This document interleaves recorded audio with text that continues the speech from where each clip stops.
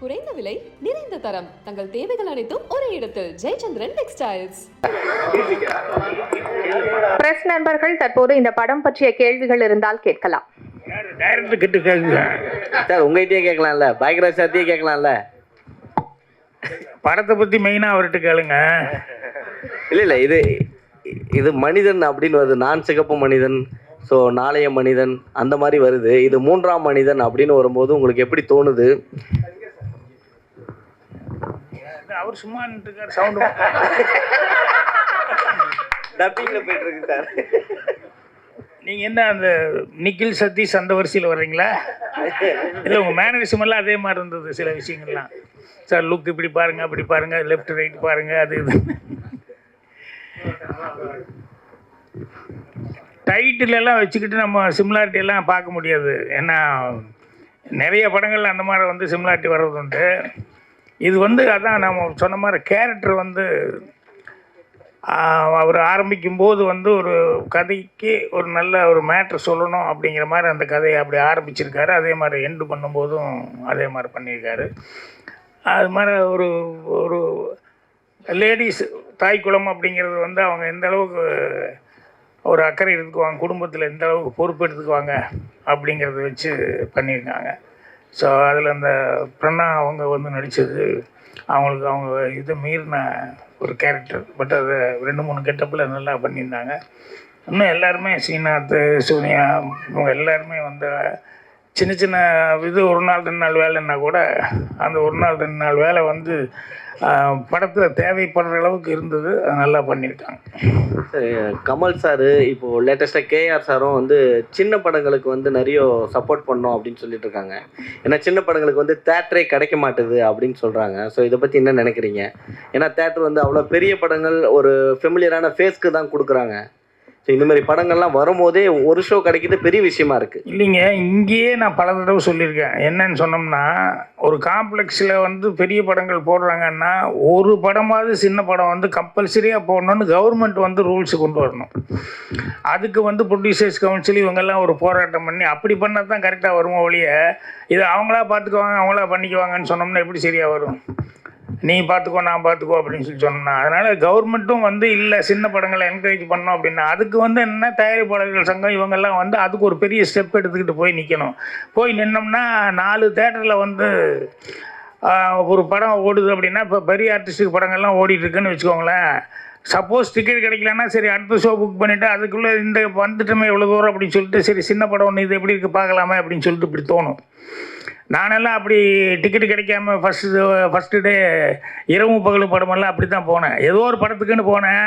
அதை டிக்கெட்டு மத்தியானமாக சாயங்காலம் தான் கிடைக்கிச்சு. இதுதான் புதுசாக யாரோ நடிச்சிருக்காங்களே ஜோசப் தலியத்து என்னடா அது சிட்டாடல் அப்படின்ட்டு ஜெய்சங்கர் புதுசு அப்படின்னு சொல்லிட்டு அப்புறம் போய் பார்த்தா இந்த படம் கண்டிப்பாக 100 days ஓடும் அப்படிங்கிற லெவலில் எனக்கு படம் பார்த்தோன்னே தோணுச்சு. அப்புறம் பார்த்தா ஜெய்சங்கர் பெரிய ஹீரோ வந்தார். எல்லாருமே அப்படி தான் புதுமுகம் அப்படின்னு சொல்லும்போது புதுசு அப்படிங்கும்போது அவங்களுக்கு ஒரு வாய்ப்பு கிடைக்கணும் முதல்ல. அது வந்து கவர்மெண்ட்டும் இவங்களை தான் ட்ரை பண்ணணும்.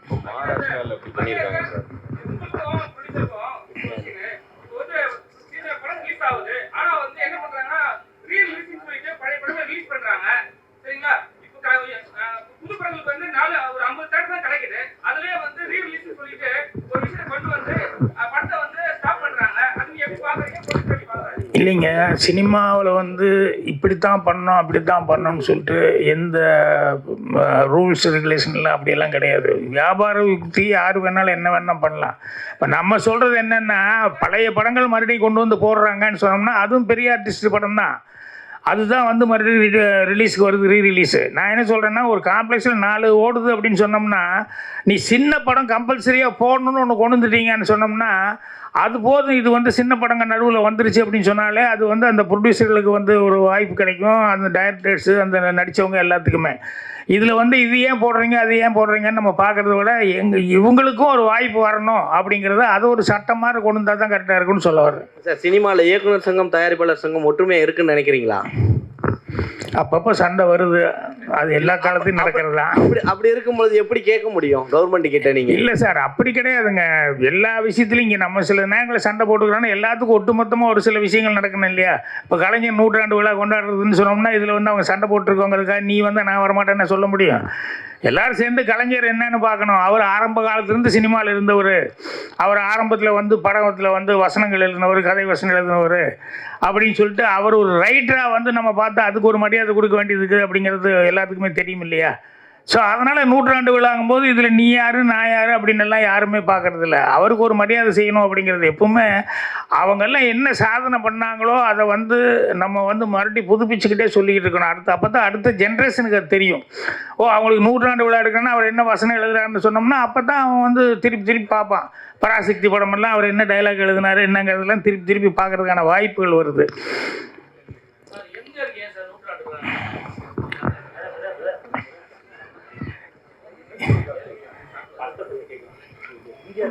எங்க நீங்க எங்கிட்ட மைக் கொடுத்துட்டு படத்தை பத்தி கேளுங்கன்னா என்ன கேட்பாங்க? டைரக்டர் சும்மா இருக்காரு. டைரக்டர் சார் சொல்லுங்க. உங்களுடைய பழைய படம் பெருசா போல, ஆனா பேச்சுகள் நல்லா இருந்துச்சு, படத்தை பத்தி பேச்சுகள் அப்படின்னு சொன்னீங்க. அதுக்கு காரணம் என்னவா இருக்கும்னு நீங்க நினைக்கிறீங்க? கண்டென்ட் கதையை நான் நேற்று ரிலீஸுக்காக ஒரு மேனேஜர் தியேட்டர் மேனேஜருக்கு பேசும்போது, என்ன சார் பழைய படங்கள்லாம் போடுறீங்க, அவர் சார் கேட்ட கேள்விக்கும் பதில் சொல்லிக்கிறேன். பழைய படங்கள்லாம் போடுறீங்க, புது படங்களை வந்து நீங்கள் போட மாட்டேங்கிறீங்க அப்படின்னு அது மேனேஜர் சொல்கிறாரு. என்னங்க தியேட்ரு டிக்கெட்டு விலை கம்மி பண்ண சொல்லுங்கள். மேனேஜரே சொல்கிறாரு டிக்கெட்டு விலை கம்மிங்க, 3 படம் போட்டோம் நல்ல வசூல், டிக்கெட்டு வந்து 50 ரூபா இப்படி தான் போடுறோம் நல்ல வசூல், 150 ரூபா 200 ரூபா டிக்கெட்டுங்கும் போது உள்ளே வந்து உக்காந்தா கண்டென்ட் வந்து 10 நிமிஷம் கூட உட்கார முடியலை, தெரிச்சு ஓடி போயிடுறாங்க. ஒன்று கண்டென்ட்டை நல்லா கொடுங்க. நானாக இருந்தாலும் சரி, 200 படம் 300 படம் நீங்கள் பண்ணுங்கள், ஆனால் கண்டென்ட் இருந்தால் தான் உட்காடுறாங்க. 200 ரூபாயை கொடுத்து போட்டு ஒரு 10 நிமிஷம் கூட உட்கார முடியலைன்னா கடுப்பாக மாட்டானா? அதனால் பழைய படம் 3 நல்லா இருக்குது, அவனுக்கு ஒரு 50 ரூபா தானே அப்படின்ட்டு. ஒன்று காரணம் 50 ரூபா, அதனால் வந்து நல்லா 4 பாட்டு இருக்குது ரசிக்கிறதுக்கு அப்படின்ட்டு வந்து பார்க்குறாங்க. புது படங்கள் ரிலீஸ் ஆகி முதல் ஷோவில் 10 பேர் வந்துட்டு அடுத்த ஷோவுக்கு ஓட்ட முடியலை. நாங்கள் ஐயாட்டிக்கிட்டு இருக்கோம். நாங்கள் என்ன பண்ண முடியும்? நீங்கள் உங்கள் டைரக்டருக்கு உங்கள் ப்ரொடியூசர்கிட்ட நல்ல கண்டென்ட் கொடுக்க சொல்லுங்கள். தேட்டரை நீங்கள் குறை சொல்கிறீங்க அப்படிங்கிறாரு. நான் என்ன பண்ண முடியும் சொல்லுங்கள்? அதே தான் எனக்கும் அதே தான். கண்டென்ட் நல்லா இல்லைன்னா யாரும் பார்க்க மாட்டாங்க. சரி, இப்போ இந்த படத்துக்கு எத்தனை தேட்டர் ஒதுக்கியிருக்காங்க? எனக்கே தெரியலை, கடவுள் தான் காப்பாற்றணும். எல்லார்கிட்டையும் கேட்டிருக்கேன்.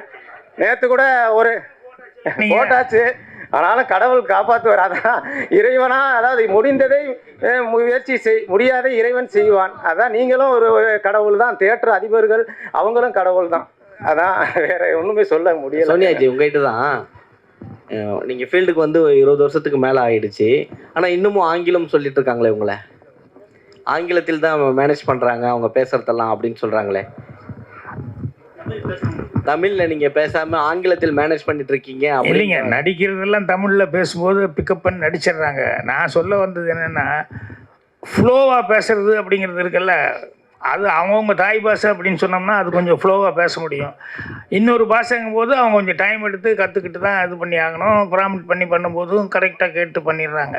அதனால் சில பேர்த்துக்கு வந்து சில அவங்கவுங்க தாய் மொழி தவிர்த்து வேறு ஏதாவது பேசுறது எத்தனை வருஷம் ஆனாலும் இருக்குது. இப்போ என்னையே கேட்பாங்க எல்லோரும், என்ன கோயம்புத்தூர் கொங்கு நாடு பாஷை மாறாது, என்ன பண்ண முடியாது. ஸோ நான் பேச ஆரம்பிச்சுன்னுமே கோயம்புத்தூருங்கிறது ஈஸியாக தெரியும்.